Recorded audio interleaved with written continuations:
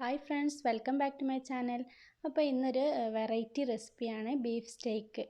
ഇത് കീറ്റോ ഒക്കെ ചെയ്യുന്നവർക്ക് വളരെ യൂസ്ഫുൾ ആയിട്ടുള്ളൊരു റെസിപ്പി കൂടിയാണ്. അപ്പോൾ ഇനി നമുക്കത് എങ്ങനെ തയ്യാറാക്കാൻ നോക്കാം.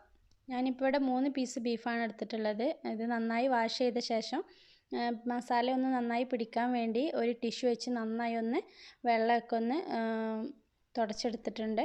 എന്നിട്ട് അതിലേക്ക് എരിവിന് ആവശ്യമായ കുരുമുളക് പൊടി ചേർത്ത് കൊടുക്കുക. കുറച്ച് കൂടുതൽ തന്നെ ചേർക്കുക, കാരണം വേറെ സ്പൈസസ് ഒന്നും ഇതിൽ ചേർക്കുന്നില്ല. ആവശ്യത്തിന് ഉപ്പ് കൂടെ ചേർത്ത് കൊടുക്കുക. ഞാനിപ്പോൾ 2 ഭാഗവും ഉപ്പും കുരുമുളകും ചേർത്ത് കൊടുക്കുന്നുണ്ട്. അത് നന്നായി ഒന്ന് 2 ഭാഗത്തും ചെയ്ത് കൊടുക്കുക. പിന്നെ ബീഫ് എടുക്കുമ്പോൾ ഇതുപോലെയുള്ള നല്ല സോഫ്റ്റായ മസിൽസ് കുറഞ്ഞ ബീഫ് എടുക്കാൻ ശ്രദ്ധിക്കുക. എന്നാലേ നമുക്ക് പെട്ടെന്ന് തന്നെ നല്ല സോഫ്റ്റായിട്ട് ഫ്രൈ ചെയ്തെടുക്കാൻ കഴിയുള്ളൂ. അല്ലെങ്കിൽ കുറച്ച് ഹാർഡായി പോവും. അപ്പോൾ വാങ്ങിക്കുമ്പോൾ കുറച്ച് നല്ല ബീഫ് തന്നെ ഇതേ രൂപത്തിൽ സ്ലൈസ് ചെയ്തിട്ട് മസിൽ കുറഞ്ഞത് വാങ്ങിക്കാൻ ശ്രദ്ധിക്കുക. ഇനി അതിലേക്ക് കുറച്ച് ഒലിവ് ഓയിൽ കൂടി ചേർത്ത് കൊടുക്കുന്നുണ്ട്.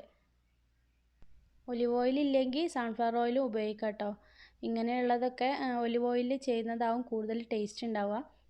അതുകൊണ്ടാണ് ഞാനിപ്പോൾ ഒലിവ് ഓയിൽ ഉപയോഗിച്ചിട്ടുള്ളത്.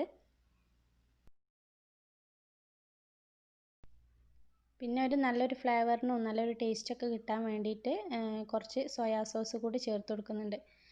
കൂടുതലൊന്നും വേണ്ട, ഒരു ടീസ്പൂണൊക്കെ മതിയാവും. അപ്പോൾ ഉള്ളവർ അതുകൂടെ ഒന്ന് ചേർത്ത് കൊടുക്കുക. അത് ചേർത്ത് നല്ലൊരു പ്രത്യേക ടേസ്റ്റ് തന്നെയാണ് കേട്ടോ. ഇനി നമുക്ക് മസാല ഒന്ന് നന്നായി പിടിക്കാൻ വേണ്ടിയിട്ട് ഒരു ഹാഫ് അവർ ഒന്ന് റെസ്റ്റ് ചെയ്യാൻ വെക്കാം. അപ്പോൾ അത് സെറ്റായി വരുമ്പോഴേക്ക് നമുക്ക് അതിലേക്കുള്ള വെജിറ്റബിൾസൊക്കെ ഒന്ന് റെഡിയാക്കി എടുക്കാം. ഞാനിപ്പോൾ ഇവിടെ കുറച്ച് ആസ്പരാഗീസും ബേബി കോണും ബീൻസും എടുത്തിട്ടുണ്ട്. ആദ്യം ബീൻസ് ഒന്ന് ബോയിൽ ചെയ്തെടുക്കണം. അപ്പോൾ അതിന് വേണ്ടി കുറച്ച് വെള്ളം വെച്ച ശേഷം അത് നന്നായി തിളച്ചാൽ ബീൻസ് ഇട്ട് കൊടുത്ത് കൂടുതൽ വേവിക്കേണ്ട ആവശ്യമില്ല. ഒരു നല്ലൊരു ഗ്രീൻ കളറായാൽ അത് കോരി മാറ്റുക. അതുപോലെ ഒരു 3 പൊട്ടാറ്റോ കൂടി ഞാൻ പുഴുങ്ങിയെടുത്തിട്ടുണ്ട്.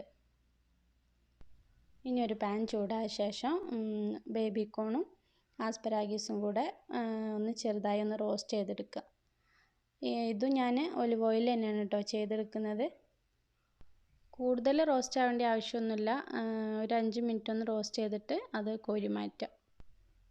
എന്നിട്ട് അതിലേക്ക് നേരത്തെ ബോയിൽ ചെയ്ത് വെച്ച ബീൻസ് കൂടി ഒന്ന് ഇട്ട് ഒന്ന് ചെറുതായി ഒന്ന് ചൂടാക്കി എടുത്താൽ മതി.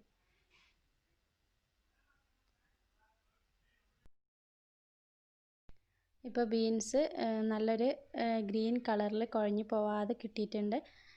ഇനി നമുക്ക് അതിലേക്ക് പൊട്ടാറ്റോ കൂടി ഒന്ന് ഇട്ട് റോസ്റ്റാക്കി എടുക്കണം. അതിന് വേണ്ടിയിട്ട് പൊട്ടാറ്റോ ഒന്ന് ഞാൻ ചെറുതായി മുറിച്ചെടുക്കുന്നുണ്ട്. പൊട്ടാറ്റോ ഫ്രൈ ചെയ്യുമ്പോൾ ഞാൻ അതിലേക്ക് 1 ടീസ്പൂണ് എള്ള് കൂടി ചേർത്ത് കൊടുക്കുന്നുണ്ട്. ഇങ്ങനെ ചേർത്താൽ പൊട്ടാറ്റോ കഴിക്കുമ്പോൾ നല്ലൊരു ടേസ്റ്റ് ഉണ്ടാവും. കുറച്ച് ഉപ്പ് കൂടെ ചേർത്ത് കൊടുത്തിട്ടുണ്ടായിരുന്നു കേട്ടോ. ജസ്റ്റ് ഒന്ന് റോസ്റ്റാക്കി എടുത്താൽ മതി. ഇനി അതിലേക്ക് നമുക്ക് സോസ് ഉണ്ടാക്കണം.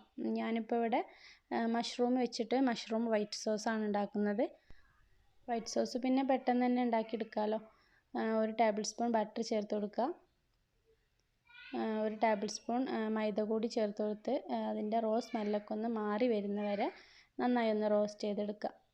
എന്നിട്ട് അതിലേക്ക് 1/2 കപ്പ് പാൽ കൂടി ചേർത്ത് കൊടുത്തിട്ടുണ്ട്. കുറച്ച് കുരുമുളക് പൊടിയും കുറച്ച് ചീസ് കൂടി ചേർത്ത് കൊടുക്കുന്നുണ്ട്. ഇത് നന്നായി ഒന്ന് തിക്കായി വരുന്നവരെ നന്നായി തന്നെ ഇളക്കി കൊടുക്കുക. ഏകദേശം തിക്കായി വന്നാൽ മഷ്റൂം കൂടെ ചേർത്ത് കൊടുക്കുക.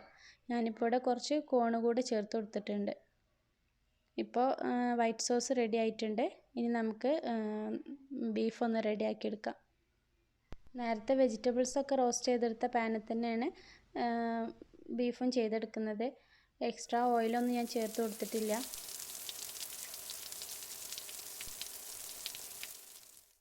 ഒരു മീഡിയം ഫ്ലെയിമിൽ വെച്ചിട്ട് ഒരു 5 മിനിറ്റ് കൊണ്ട് തന്നെ നമുക്കിത് കുക്ക് ചെയ്തെടുക്കാൻ കഴിയും. ഒരു ഭാഗം നന്നായി കുക്കായി വന്ന ശേഷം അടുത്ത ഭാഗം കൂടി ഒരു 5 മിനിറ്റ് വേവിച്ചെടുക്കുക. കൂടുതൽ വേവിച്ചിട്ടുണ്ടെങ്കിൽ പെട്ടെന്ന് തന്നെ അത് ഹാർഡായി പോവും. അപ്പോൾ കഴിക്കാൻ പറ്റില്ല. അപ്പോൾ അതുകൊണ്ട് ഒരു 5 മിനിറ്റോളം കുക്കായാൽ മതിയാവും. ഇപ്പോൾ ഏകദേശം ബീഫ് കുക്കായി വന്നിട്ടുണ്ട്. ഇനി അതിലേക്ക് ഞാൻ കുറച്ച് ബട്ടർ ചേർത്ത് കൊടുക്കുന്നുണ്ട്. ഓയിലൊന്നും ചേർക്കാത്തതുകൊണ്ട് തന്നെ ഞാൻ കുറച്ച് കൂടുതൽ ബട്ടർ ചേർത്ത് കൊടുത്തിട്ടുണ്ട്. അപ്പോൾ അതാണ് ഇതിൻ്റെ ഒരു പ്രത്യേക ടേസ്റ്റ്.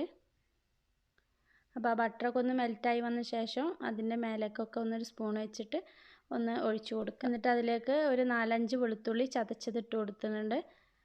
പിന്നെ കുറച്ച് മല്ലിയില കൂടി ചേർത്ത് കൊടുത്തിട്ടുണ്ട്.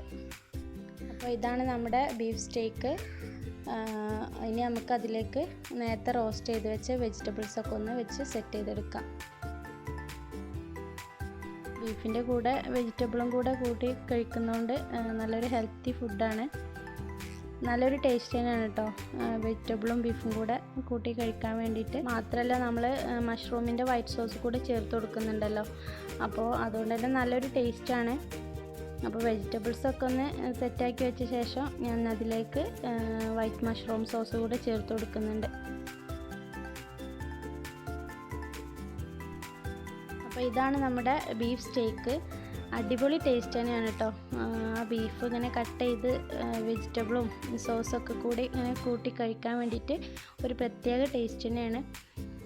അപ്പോൾ നമ്മൾ ഇന്നിപ്പോൾ നാടൻ സ്റ്റൈലിൽ ബീഫ് കറിയും ബീഫ് റോസ്റ്റും ഒക്കെയാണല്ലോ ചെയ്തെടുക്കാറ്. അപ്പോൾ ഒരു വെറൈറ്റി ആയിട്ടൊക്കെ എല്ലാവരും ഒന്ന് ചെയ്ത് നോക്കുക. എന്തായാലും ഇഷ്ടപ്പെടും. ഇഷ്ടപ്പെട്ട വീഡിയോ ലൈക്ക് ചെയ്യാനും ഷെയർ ചെയ്യാനും മറക്കരുത്. അതുപോലെ ട്രൈ ചെയ്ത് നോക്കി നിങ്ങളുടെ അഭിപ്രായങ്ങളൊക്കെ അറിയിക്കുക. അപ്പോൾ വീണ്ടും ഒരു വീഡിയോ ആയിട്ട് നമുക്ക് വീണ്ടും കാണാം.